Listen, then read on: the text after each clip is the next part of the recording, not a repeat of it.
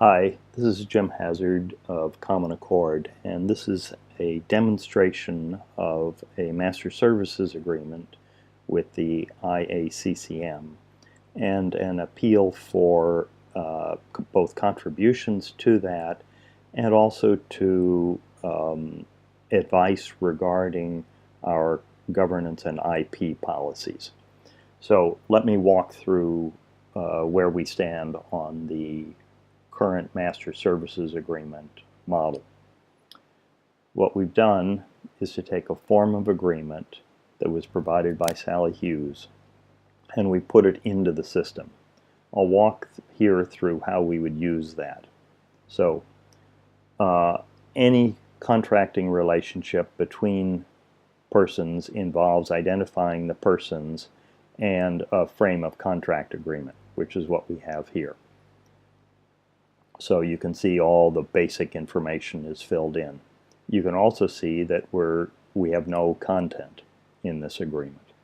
So we can add to the agreement, to the content, and we can do that incrementally. So here what we've done is we've taken the form of outline from her document, and this outline we now use with that frame, so that we now have the frame with the outline like this. Notice that this begins to develop a taxonomy for master services agreements, and as we grind this finer, we'll discover that it creates a taxonomy for a great deal of commercial contracting. That means that we can then have libraries of materials that correspond to that. That's what I've done here, is we've taken that step 2, which includes her outline, and we've populated it with her text. So this is following the same taxonomy. We've broken up each of the sections like this, so that each one has a content. Here we'll see it's very roughly, each one has the content like this, which can be built back into the form of agreement. So this is a little slow because the video sucks up a lot of energy. And we don't bind the defined terms at this level, we bind them at the document level. So we take that library and we add it to the form of agreement, and because this will take a little while to render, I'll move right on to the next step, which is that we can also customize that.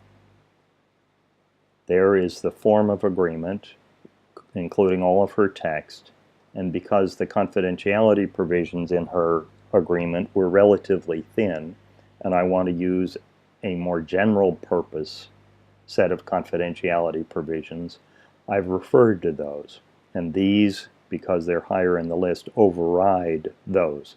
So we now have access to a much more robust library. Here I've pre-generated that. I'll go back here and I'll click on this just so that we'll see when I go back to it that it generates itself. So this is the completed form of the agreement, Master Services Agreement, with all of that framing information in it. And now the outline has been populated with her text, so the agreement and so forth.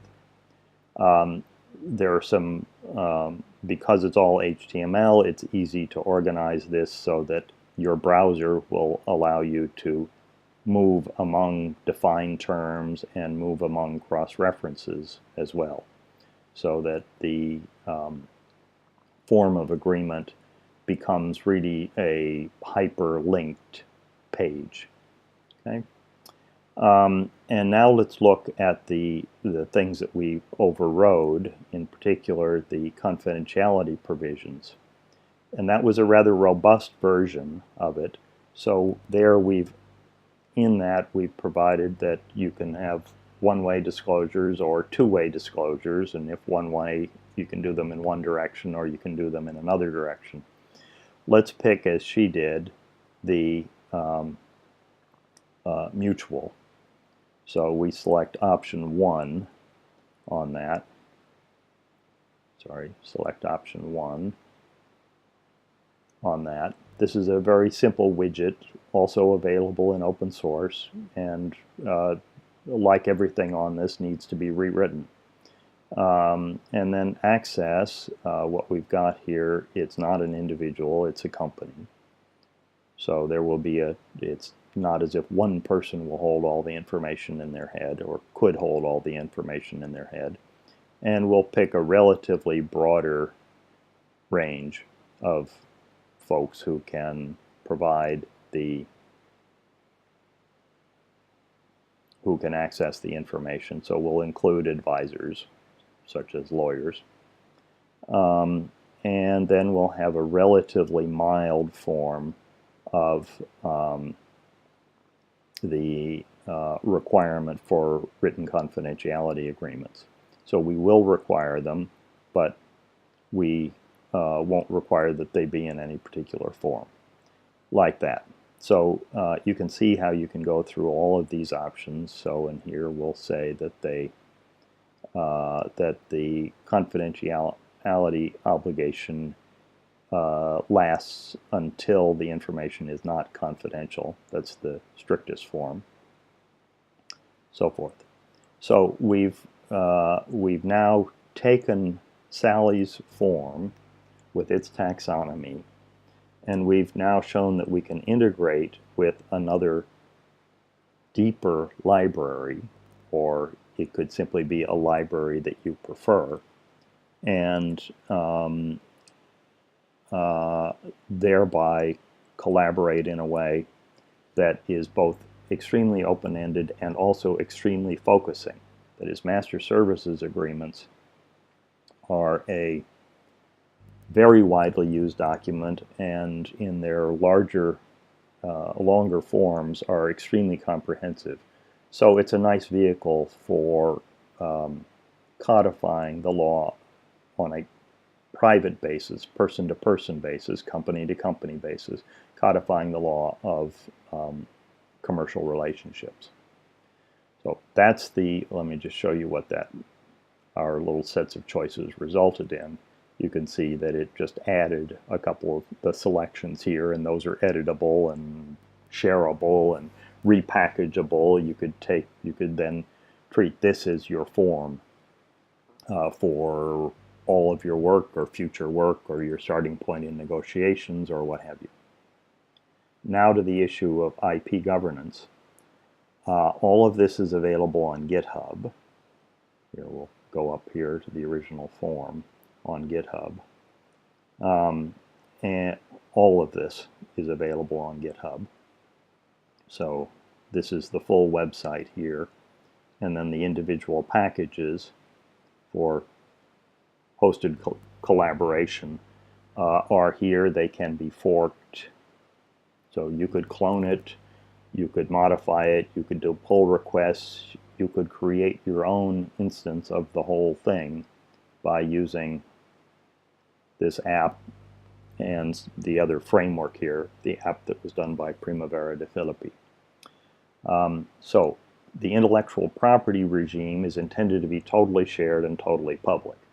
We've done a little sketch of what we think are those issues, and we would love help in sorting that out. Issues both in terms of the mechanics of copyright and contribution agreements and so forth, but also in the broader scope of what kind of organization should hold this, who should its stakeholders be, how should it be governed. As I say, the inspiration is the Linux Foundation, but we think that law has specificness that require a different organization. By the way, the Linux Foundation thinks the same thing, that Common Accord needs a different governing structure than the Linux Foundation. And we'd love help in thinking that through. So that's the rough thing. You can reach us here via Common Accord.